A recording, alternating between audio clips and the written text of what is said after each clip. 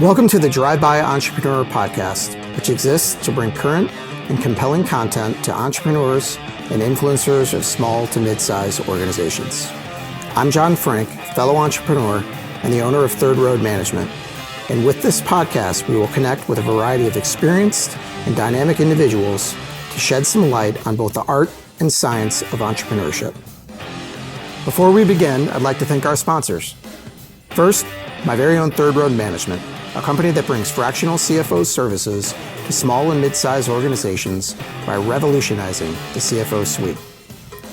We'd also like to thank Two Hound Red, a brewery and restaurant located in Glen Ellen, Illinois, that is focused on creating classic, innovative beer and food. And finally, we'd like to thank NWC Media, which provides inbound marketing technology, project workflow management, and efficiency consulting to organizations of varied sizes, who is also the producer of the Drive-By Entrepreneur Podcast.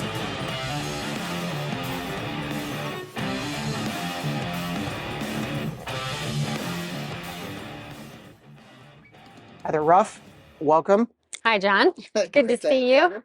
Great to have you on here.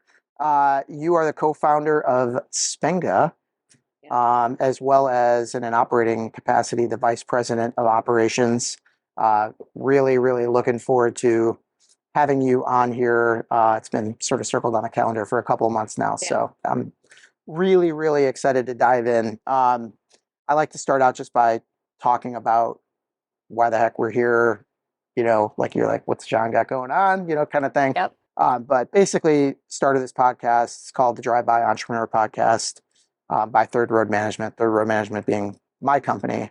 But the whole idea of it is that each episode we're bringing in thought leaders, people with different perspectives, fellow entrepreneurs, things like that, because we all have unique stories and we all have opportunities to learn from one another and what we've learned along the way and our experiences and, you know, everything in between. So the official mission is to bring current and compelling content to entrepreneurs and influencers of small to mid-sized organizations. So hopefully some people tune in that can learn a lot of valuable lessons from you here today. That's good.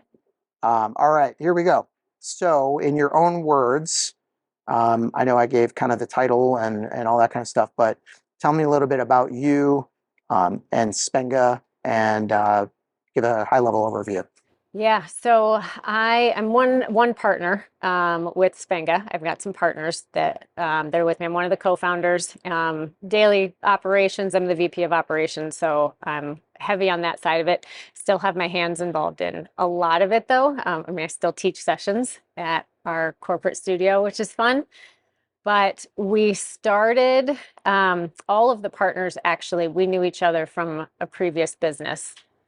It was still in the fitness industry, but more of a big box gym. Yep. And we all worked together. A few of the partners were the primary owners of that company. And that was when boutique started to become, it was booming. And to be honest, a couple of my partners and I, we lived in the city at the time. We were going to these boutique studios, even though we worked for another gym. And so we were going to yoga studios, spin studios. Those were the workouts that we liked the best. We liked the group atmosphere, the energy of it. It was exciting.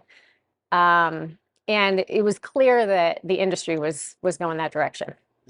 So in the big box gym that we were working at was more of like the budget style gym, which I don't think was going to go anywhere. It's easy to keep a membership at a place like that. Yep. But the more exciting results driven places were the group fitness studios.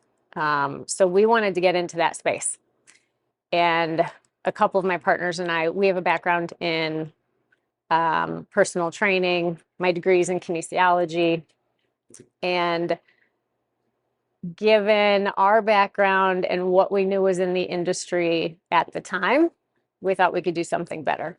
So there are 3 pillars of fitness, which are cardio, strength, and flexibility.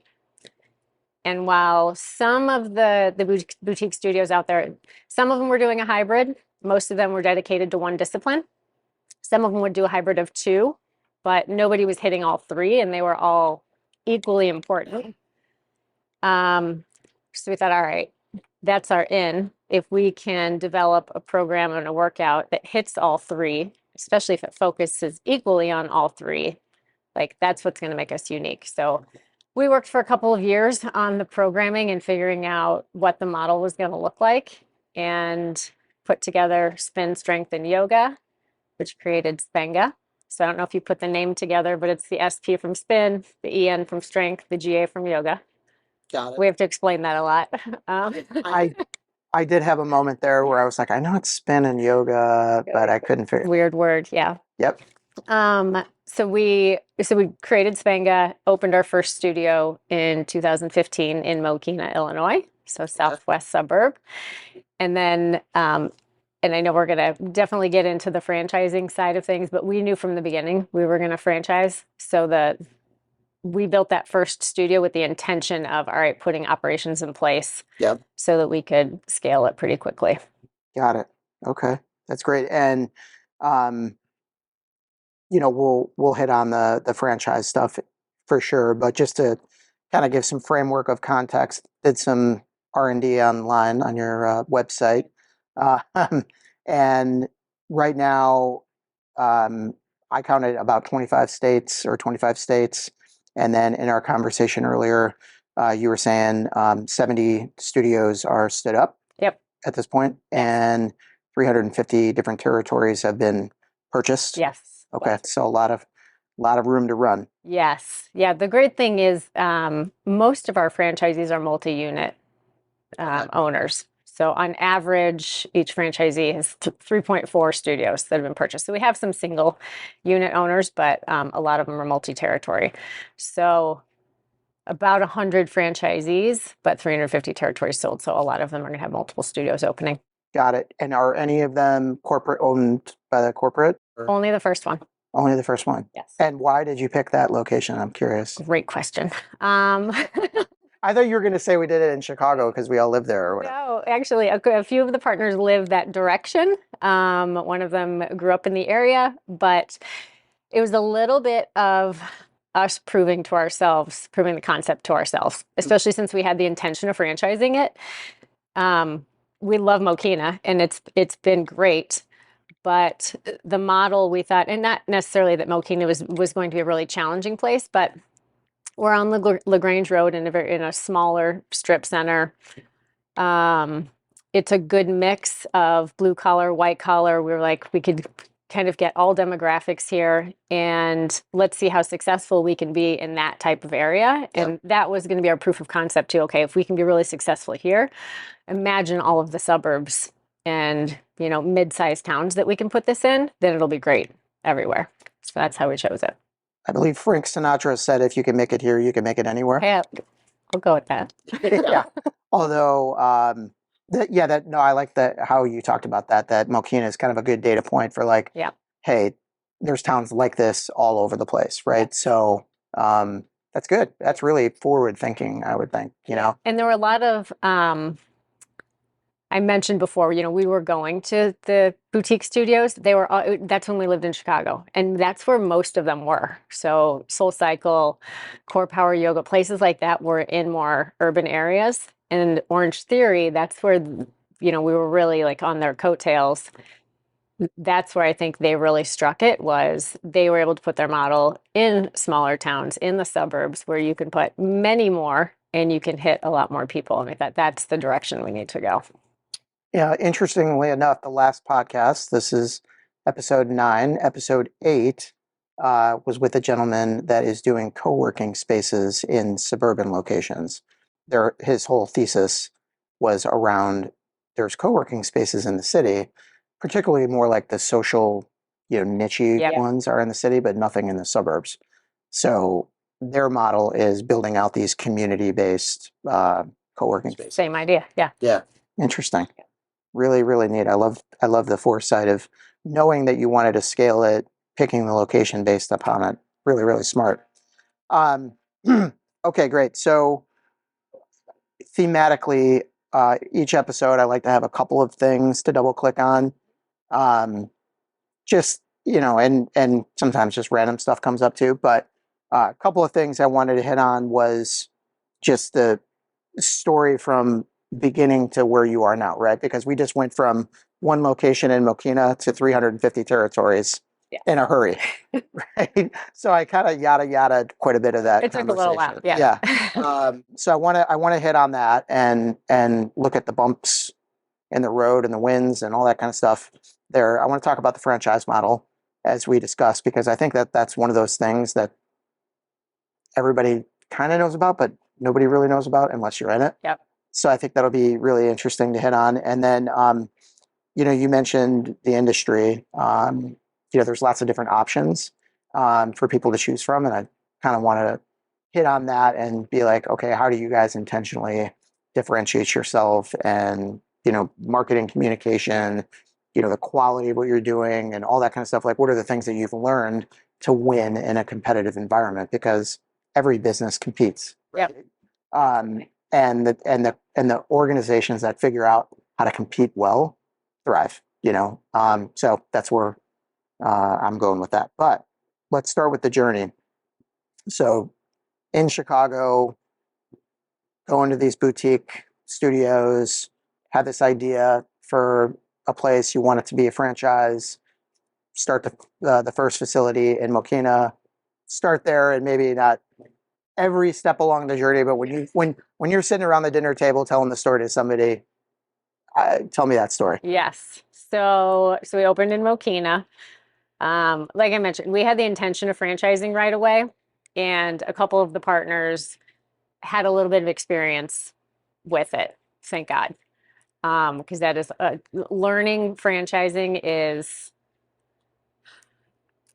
I mean, I'm sure there's going to be a 4-year degree about it at some point. There's so much that goes into it. And it's definitely one of those things of we need someone else to teach us all of this and handle this because we're not equipped to do it. We know we want to go that direction and we know what's involved in how we can impact a lot more people, if we can scale this, but we weren't equipped just ourselves to handle all that. So we had franchise salesperson come onto our team to kind of help with that side of it. And they had a lot of experience franchising other brands.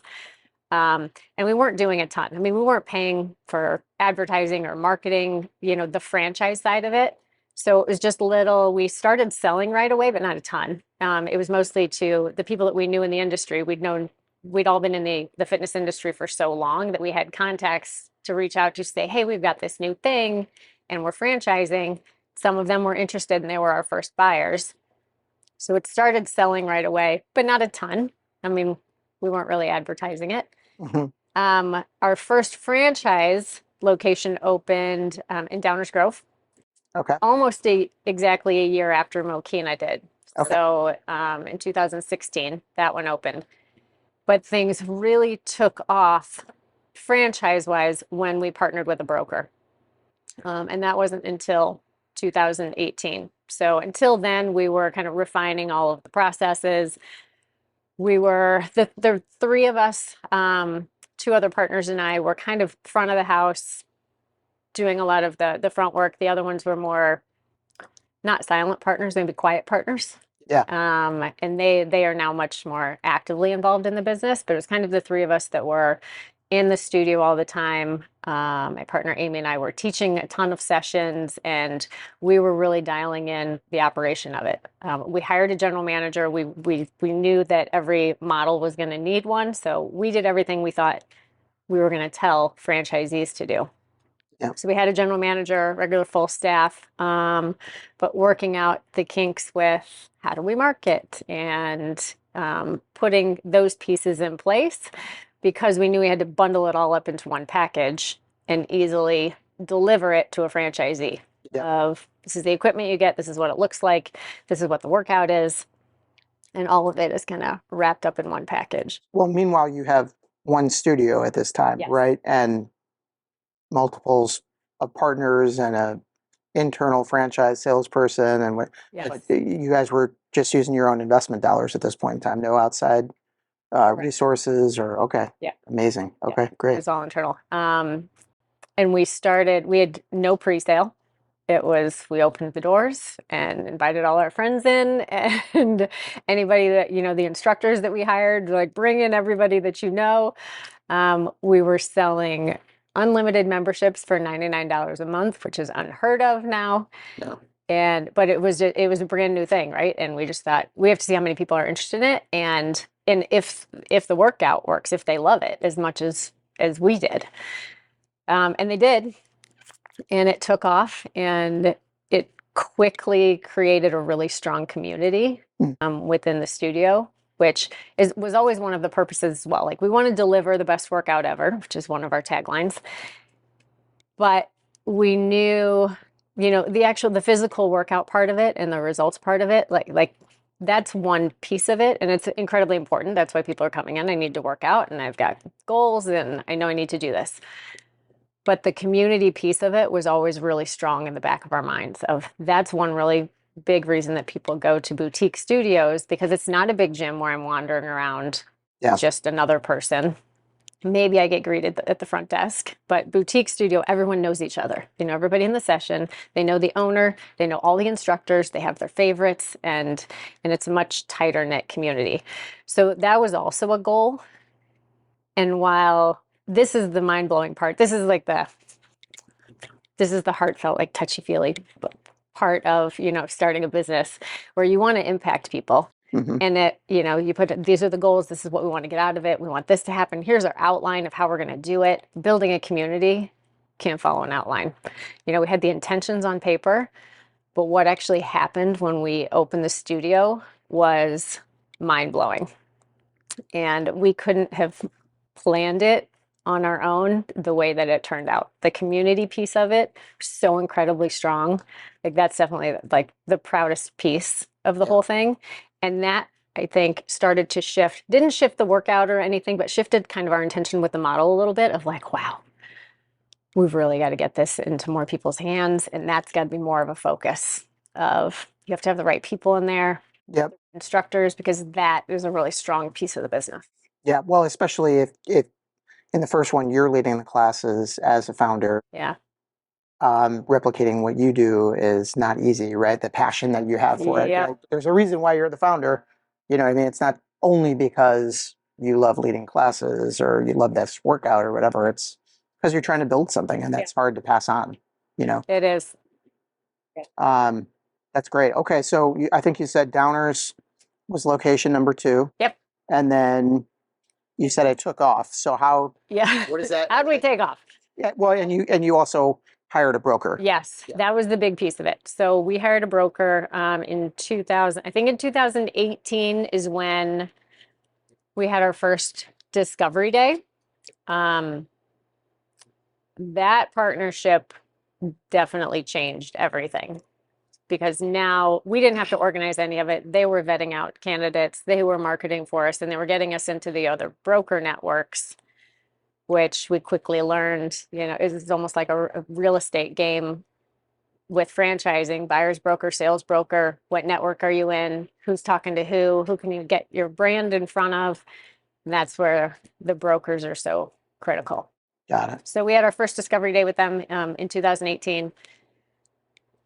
It took off. I think it was like March 2018. We sold a decent amount in 2018, but it was still them like representing our brand newly to the brokers. We were a fresh brand, so we weren't real established in the other brokers' eyes yet. 2019 was our biggest year. That's when it took off. We sold about 150 territories just in 2019. And then COVID. Yeah. I'm going along the journey, and I already was like, we're gonna get there. 2019. Okay, what's coming up around the corner? Yeah. Yeah. We still sold a lot in 2020, but 19 was our biggest year for sure. Okay. And like I said, most of them were multi-territory deals, and then COVID hit. So we had, I can't remember the exact number of studios that we had open. We were in the 40s or 50s, I think, when COVID hit, I think in the 50s. So a lot of franchisees had their first studio open, and a lot of them opened probably 2 weeks before the shutdown. We had a big group of studios open just a couple of weeks or about a month before everything shut down. Unbelievable. Yeah. So how did that, I mean, obviously you're geographically diversified, I guess, a little bit, you know what I mean? Different states were kind of having their own plans, but I mean, um, how did that work for them? You know what I mean? You want your franchisees to be uber successful. Yeah. It's a challenge, right? How did you sort of navigate through it? We've never worked so hard in our lives to keep the studios alive and opening. Yeah. Um, it we pivoted very quickly, knowing that all of our franchisees, some of them were very business savvy. You know, they had other businesses that they owned and they understood, yep, this is business and this is how I'm going to handle it. And I'm going to talk to so and so. And some of them were just very passionate fitness professionals who wanted to be in the industry and own their own studio, who I'm sure, you know, you understand, are panicking, and the anxiety is through the roof. So we immediately got on network calls, Zoom calls with everybody, all the franchisees. We had weekly calls with them for about 9 months, just putting people at ease, putting plans in place, talking about the different areas, because that was one of the challenges of being a franchisor is you have studios that you have to support in different states that have different laws, and now there's COVID and they're enforcing different regulations, trying to stay on top of that and help the franchisees navigate through whatever their local or state regulations might be about it. Yeah. Does that apply to both just staying open and like employment stuff as well? Or, Yes. okay. Yes, everything. Wow. There was a lot. Yeah. And while it wasn't necessarily our responsibility, because we weren't huge and we didn't have, 1,000 studios open, we weren't that far removed from the franchisees. They still all have our cell numbers. We still text them at sometimes 6 in the morning, at 10 at night to help with things. We're still very close to them, that we felt obligated Sure. to support, right? Like, And you wouldn't be here if you didn't, Yeah. you know what I mean? You have to, right? Yeah. Wow. Okay. So COVID hits, you just grind through it. Yep. Right. And then 2020, you said you sold some franchises, and 2021, 22, presumably continuing to grow. And Yes. Surprisingly, so 2020, we still sold a lot, considering the majority of the country was shut down for most of the year. And I think it was because anyone who we'd been talking to up to the point of COVID, they were all interested in buying. And then COVID hit, and everybody understandably pumped the brakes. And we're like, wait a second, who knows what's going to happen now? We said, oh, everybody's going to be shut down for 2 weeks. No problem. Yeah. Turned into a month. But everybody still had the mindset of, oh, this is going to be a short-lived thing. And yeah, I should buy some territories now, because once this is all over, everybody's going to be rushing to get back to their gyms, and then I can be opening at that time. This is going to be perfect timing to open a fitness business. So we sold a lot of studios. And then the shutdown lasted a lot longer Yeah. than people expected. And they couldn't build them out. And Couldn't build them out. Everything was just delayed. Yeah. It was just delayed. So 2021 was a lot slower because the shutdown lasted so much longer, and then people took even extra pause and they're like, actually, this is taking a lot longer than we thought. We're going to pump the brakes and we're not going to sign anything until things are opening up. So now at this point, I think everybody has taken a deep breath and they're like, we're in a good space now. And now the franchise sales are starting to ramp back up. Got it. Yeah. And two, just we're going to touch on that just franchise model here in a minute, but while it's top of mind, as you're selling territories, how does it work? Is it sort of like a supply and demand thing where, when you reach McDonald's, it's probably a bad comp, right? Oh, sure. Yeah. But like when you're at McDonald's scale, right? Each one of those is going to be super expensive because they know it's going to work or whatever. They know if you build it in this area, you can reasonably expect this amount of profit, and there's plenty of track record kind of thing. But is that how it works? Is like when you sell different territories, like it's kind of like an open market. It's an open market. It really depends on demographics. So we'll we'll do some mapping with the general area that a potential franchisee is interested in, and we'll take a look at demographics. We've got a certain drive time, within a radius that we'll look at, and we'll kind of give them, once they sign, a hunting ground of this is your protected territory to find. And it's only if we approve that territory as well, because we have some people that come to us that are just from areas that do not have a dense enough population to be able to support a studio. So we've got minimum requirements that the area has to meet before we would approve it. We wouldn't even sell the territory unless we knew one would survive and do well. Yeah. Yeah. Okay. That's great. All right. Well, let's just jump right to that then, the franchise model. Something I've always been curious about. I've probably had a finite number of interactions with people that owned a couple of franchises of a fast casual concept or, whatever it might be. But, you said from the outset that you knew that you wanted to go with that model. What is the catalyst for choosing a franchise model over doing like a venture capital type of financing or private equity or whatever? What would you say like the mindset was at that time? My mindset naively was, oh, this will be much easier to spread them out a lot faster because we can build this one thing and sell this thing and have them go do it. Franchising is much more complicated than that. But we thought we could get more studios open faster by selling them and having other people open them versus us having to staff and operate and manage all of that. Yep. So we just wanted to remove ourselves from that piece of it and focus on the evolve this package that we've put together and keep improving it and just keep rolling that out to other owners. Got it. Okay.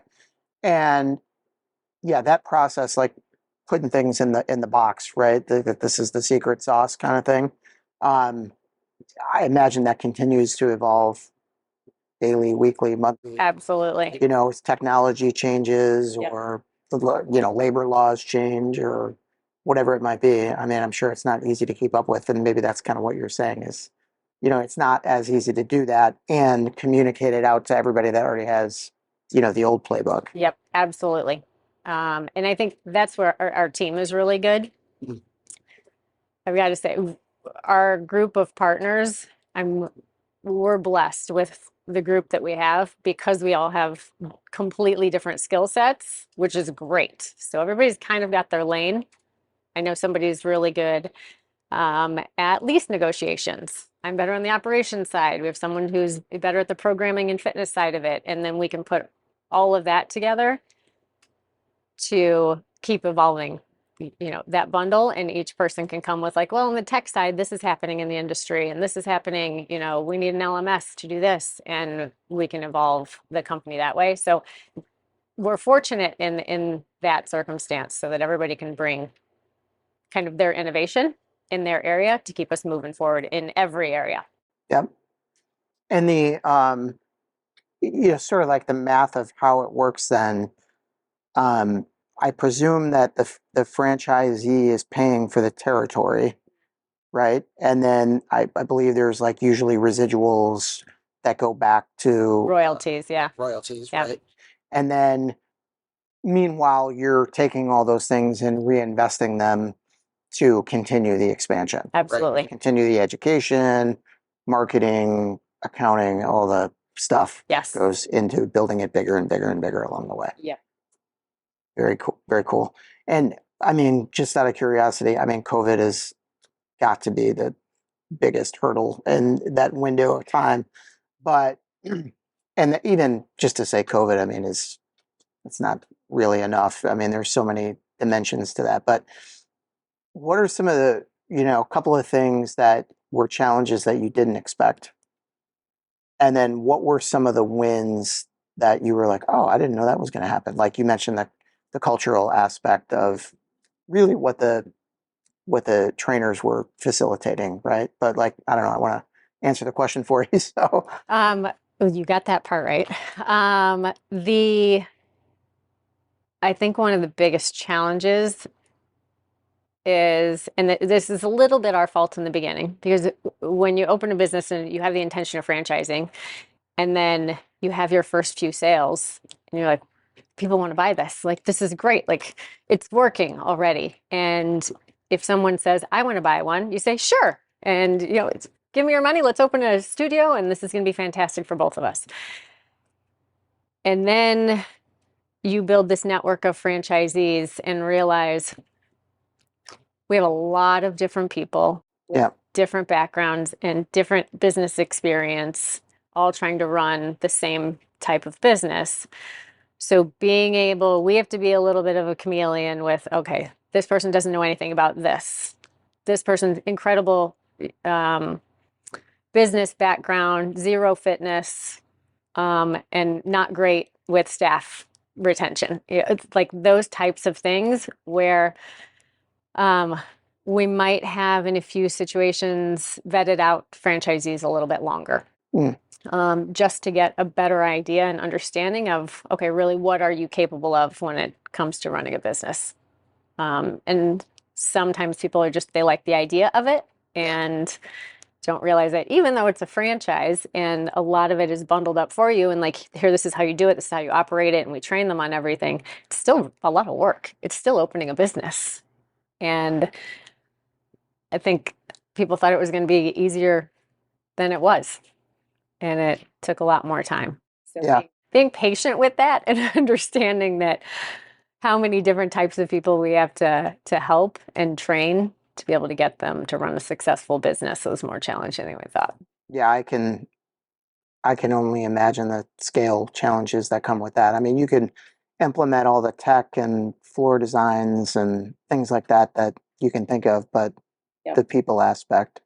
So does that? I mean, I know you mentioned vetting the franchisees, but what about like the human resource element of like talent acquisition? Like, do you centralize that? Like, because that's a skill Absolutely. easily transferable to like a really small one operation, business, right? Yes. So how do you manage through that? Yes. So we offer a lot of support and resources. We've got partners that we work with to help with recruiting and HR types of things. We do not do any of the hiring at any of the franchise locations. And the management side of things, it's all their responsibility for finding the right people. But we have recruiting partners that we work with that understand what a SPENGA employee looks like, what they should be recruiting, to help with that. Instructors, that was definitely a challenge. Yeah, It's still a little bit of a challenge. And this is one that we knew was going to be a little bit challenging from the beginning because we have 3 disciplines. It's right. spinning, strength training, and yoga. And we knew from the beginning, it's going to be like needle in a haystack trying to find the instructors that have certifications in all 3 that are going to walk in and be like, sure, yeah, I know how to do this. Got the Walk me through it. price that you need them to do it at to make it work. And Yes. yep. So we quickly put together an instructor training program. It's a pretty intense 4 days, 4 full days live in the studio with a master instructor, learning how to teach a SPENGA session. And our recruiters, like I said, they know, who to look for, what SPENGA needs, but we know we're not going to find very many people who are certified in all 3. Yep. So we need to look for the personality, and they've got to have enough education, fitness wise, and enough of an open mind and a coachability that we can teach them how to do all 3, and we can teach them the SPENGA way to do all 3 as well. Because we'll get spin instructors, cycling instructors who have been teaching for 20 years and like, nope, I got this. But our programming is a little bit different. There are very SPENGA specific things. We coach off of power. We have specific zones and power thresholds and things like that they need to learn. So it doesn't even matter if they have a lot of experience in all 3. Ours is going to be a little bit different. So training instructors and being fully staffed instructor wise is a little bit of a challenge. It's been much better. We've put a lot of new training operations in place, Yep. but Yeah, I mean, I'm just thinking about this on one hand, I've had an experience with a different studio that has it's a franchise model, let's say, that I've been amazed at the volume of turnover Mm. that they've had with the instructors. And I'm like, I don't even know how they keep up on this, right? On the other hand, if you're actually training them and getting them certified in those things, I would imagine between that and creating the right environment and the right workouts, it becomes a little bit more, sticky, right? Yeah. They want to stay there longer because they're like, well, I got certified and all this stuff to be, here. And it's great that you guys were able to offer that. yeah, there's definitely value in it. And most instructors in the fitness industry understand and expect that to have to go through like an intense training, and they kind of love that type of stuff. Like, oh, I've got a 3-day intense training, yoga training, or I'm going to go to a spin certification. It's 2 days long over this weekend, and you're in it for like 8 hours a day, every day. You're on a bike all day. That type of they love that stuff. So when we say we've got a 4-day instructor training, they're usually like, yeah, sounds about right. Like, sign me up, let's do it. But keeping the instructors keeping any staff is a priority, right? You want to keep the same people in there. Our instructors do stick around for a while. We do retain them pretty well. And I think part of it is because they like teaching the session because it's different. Yeah. And they have a lot of creative freedom as well with the session. So they can program their own spin and yoga. We give them strength. So everybody's doing the same strength every day. But they get to create their own spin and yoga to complement what's going on in strength. So they have some creativity there to kind of show their personality and have some fun with their music. And I think it just keeps it exciting for them. So they like to keep teaching it. Nice. Any other twists and turns along the way, positive or something that you weren't expecting, or that maybe, in a good way or, in a not so good way? Or We talked about the community piece, which is definitely a good one. Yeah. In a good way. I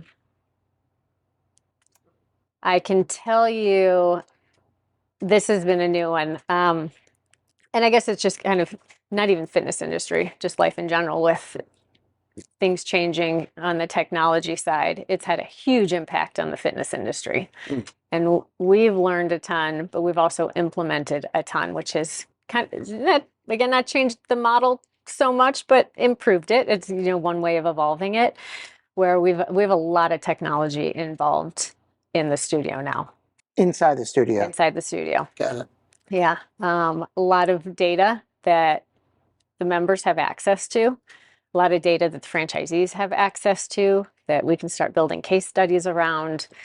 So that was a big win. Yep. Yeah, absolutely. I can imagine. What about, I know I hit on this a little bit earlier, but being in a competitive industry, right?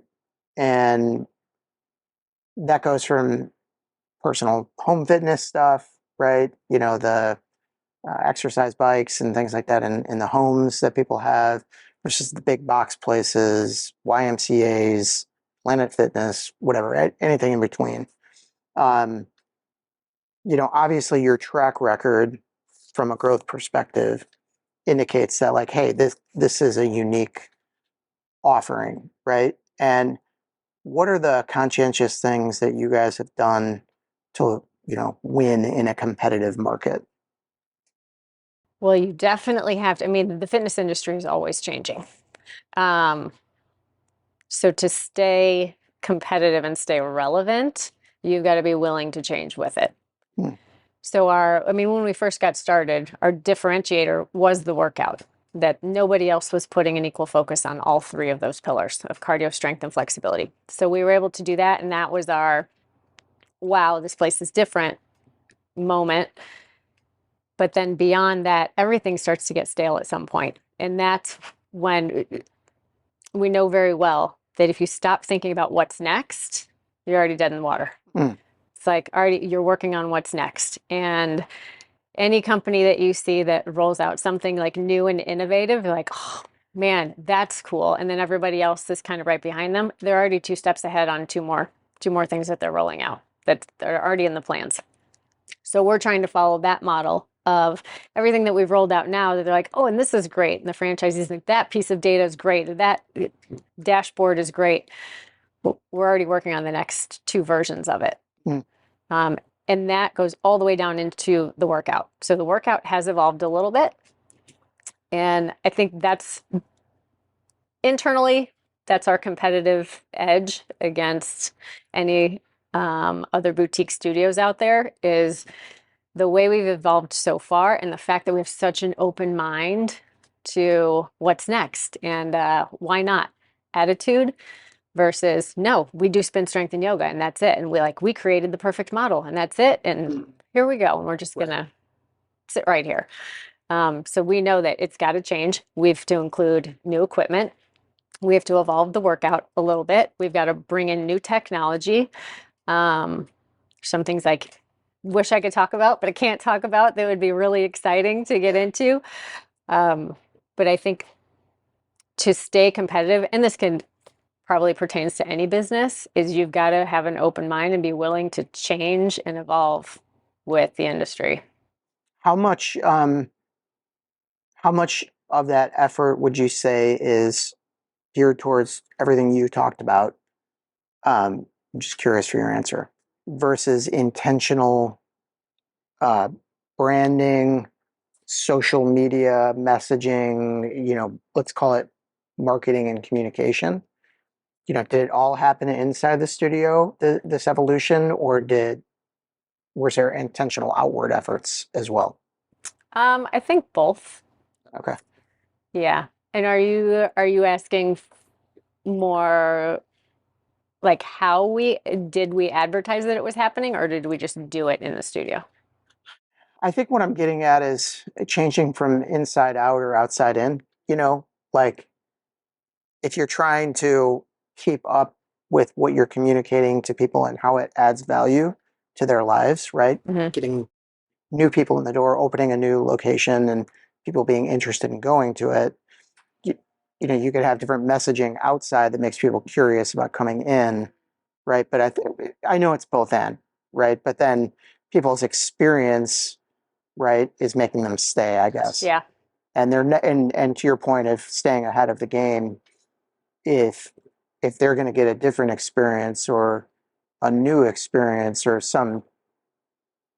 something else somewhere, down the road, they're going to go do that, right? So I think your posture of staying ahead of that and being like, no, you had no reason to go anywhere because we're going to continue to evolve as an organization and do new things, fresh things, new equipment, new ideas.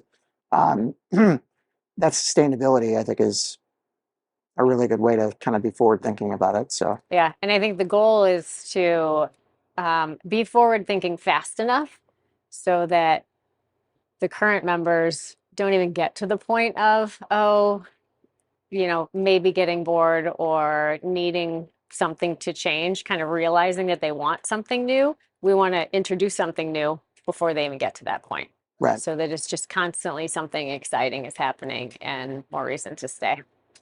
What does the future of Spenga look like? What is it, and then within the context of like the fitness industry, where do you feel like it's going? I imagine you would say for as many studios and everything that's out there, there's more people that need to be in those places than there are those places, right? Absolutely. I think I don't even need to see the numbers. I know that those numbers exist, right? Yeah. So there's an opportunity there. And then I guess I answered your question, but I imagine there's some very compelling math. And if you know it, please share it. But then what about Spenga, right? Is this a full US concept? Is it international? I mean, what's your dream? We want to get as many studios open as we can and be a household name. You do get to a point where we don't want any studios cannibalizing another. So we are very conscious of how close we put studios to each other, how close we put the territories, because we want every single one to be successful. And I know there's some other brands that just said, yep, you want one, put it there. You want one, put it there. And then maybe multiple different owners are, in disputes over territories then, and you're stealing my members and all of that. We never wanted that to happen. We wanted them all to feed each other nicely and everyone to get along and every studio be successful. So I don't know what the magic number would be or what the goal would be. We're only focused in the US right now. I would love to see it go internationally. We have had someone from another country approach us about a lot of territories in their country, but it was just too much to take on at the time. We started thinking about, translating contracts and there's so much that would go into it that we're just not ready for that right now. We have to expand in the US first. Well, it's good discipline, right? Narrow your focus, deepen your impact, kind of thing. I mean, you've obviously, your focus has continued to expand, right? But not quite internationally yet, right? And it was hard to say that too, because they wanted a lot of territories. But Come see us in 5 years.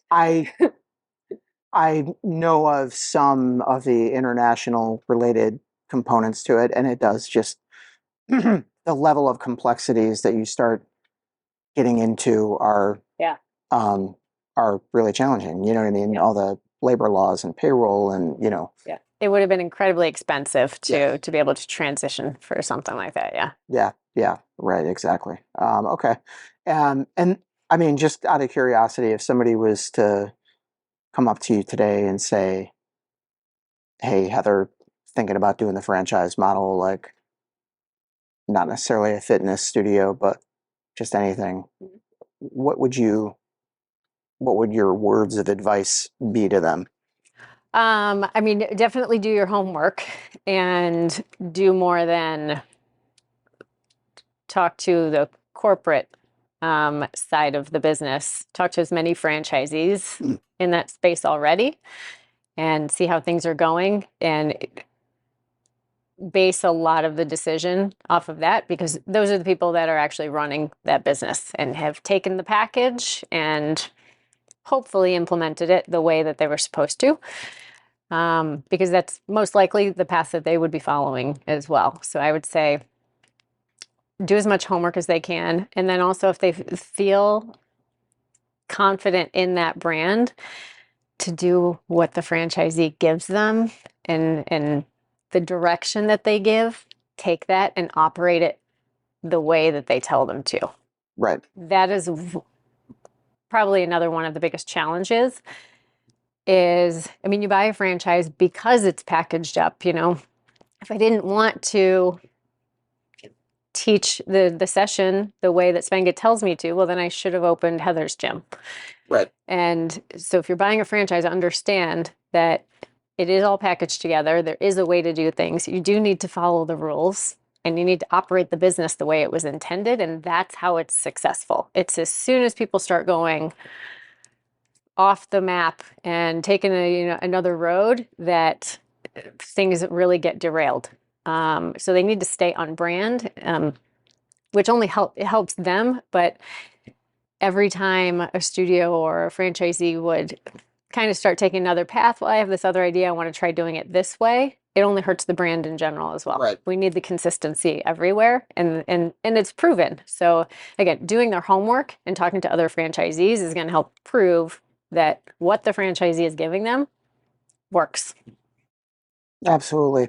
Yeah, my mom always talks about like whatever, I was born and raised Catholic or whatever, like that's what she says she loves about it is that you can have the same experience in one place and the other place and whatever, like that consistency of knowing Yep. what to expect. If you go to a Spenga and wherever because you're on business travel or vacation, you want to know what you're going to experience. It's going to be consistent with what you've already done. Yep. Okay. What about flipping it the other way? Somebody that's considering using the franchise model to expand their business. I mean, what would you say to them? We're going to need another podcast for that one. Um, Actually, it's the same advice. They need to do their homework. There's a lot of homework to do. It can definitely be worth it. And if the business is scalable, I think that's the first question they have to ask. Like, how hard is it for me to package this up and give it to someone else to run? If there are too many little things, well, this could be different, and this is an if situation, and maybe you'd handle it this way. It's got to be a nope. This is the way you do it.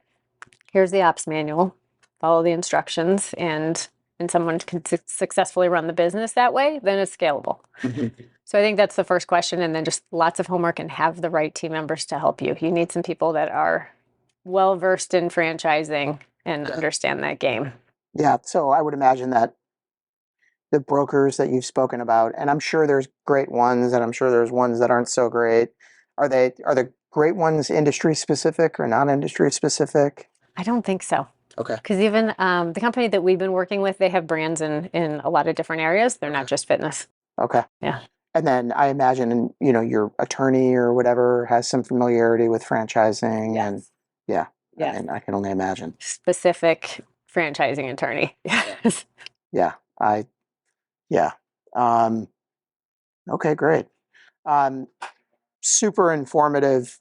I mean, exactly what I would have hoped for in terms of digging in on everything you guys have been up to. Good. It's great that you've had a team.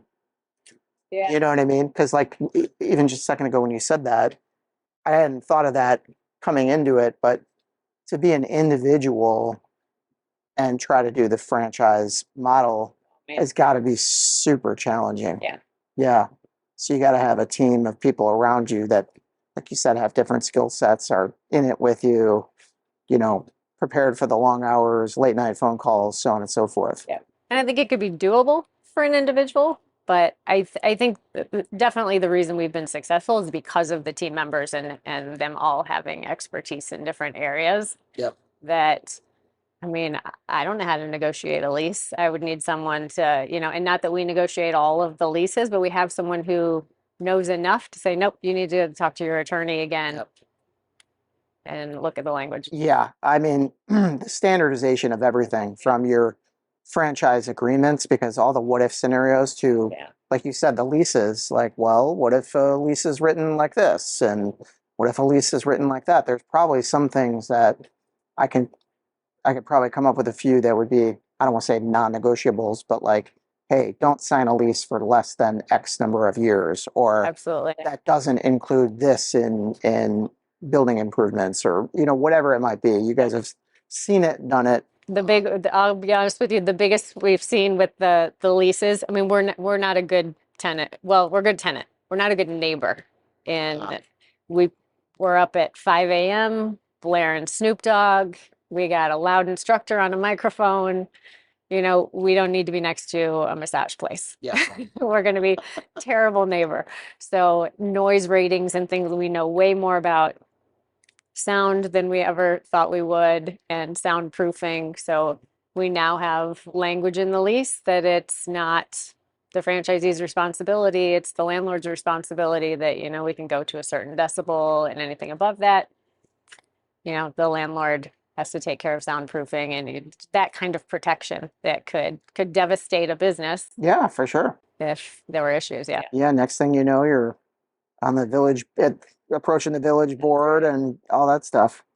Well, this has been really, really great. Thank you for sharing, your story and all your knowledge that you've gleaned. Well, we have 3 final questions. These are just for fun. First one is favorite podcast, and I always give the caveat, number 1, besides this one, but then number 2, if you're not a podcaster, maybe like a, just book that you like or something like that. Do you listen to podcasts? I am a Smartless fan. All right. And then there is one, and I can't remember the name of it, but there's some side projects we're working on. It's a business one about building a food business. And I can't remember the name of it, but that would be like the business side of it. Smartless would be for more of entertainment. Just fun. It's amazing the number of people that listen. I know. Smartless. Sean Hayes, Glen Ellen, Illinois. That's Born and right. raised, yes. Yeah. Yes, he is.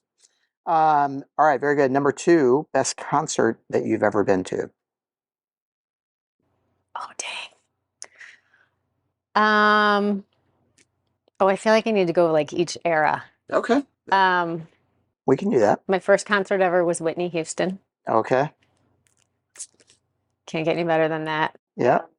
I went to several New Kids on the Block concerts in my day. Yeah. At U of I, 9 Inch Nails.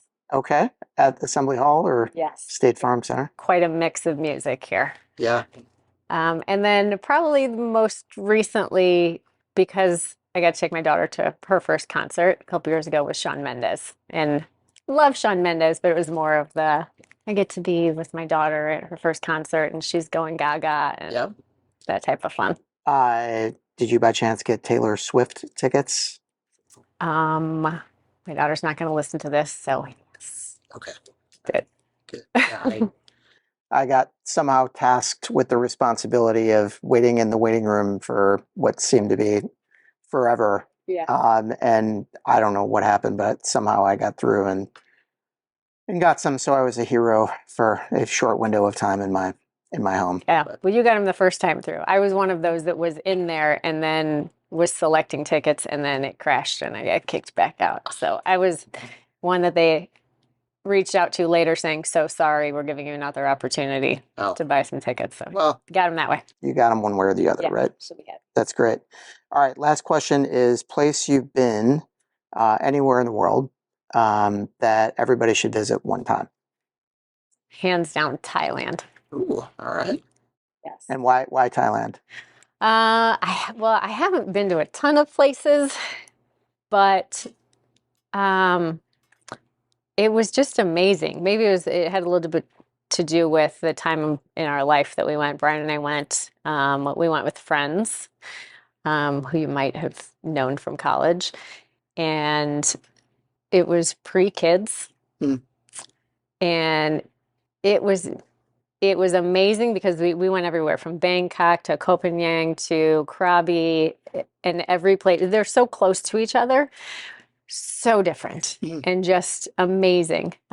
Food is amazing, and being able to eat an amazing dinner for like $3 on the beach, can't beat it. Thai massage every day is the best. I am a fan of Thai food, so I would imagine that that would be a good time. I have not ventured out to the Far East. Definitely probably on my once I can get time away from kids and work and podcasts to go and see the world a little bit more, that'll be on my radar. But it's a big one too. You can't just go for like a few days. It's you're gone for a couple of weeks. Yeah, that's not a weekend trip. Yeah. Well, great. I can't thank you enough, Heather Ruff, for being here. I really, really wish you and your partners and all your franchisees a ton of good fortune. Seems like you guys got a really great thing going, and I have no doubt that you'll get to that threshold that we were talking about. Much beyond where you're at right now. So keep up the good work. Thank you. All Appreciate it. I appreciate you. Thank you. Thanks, John.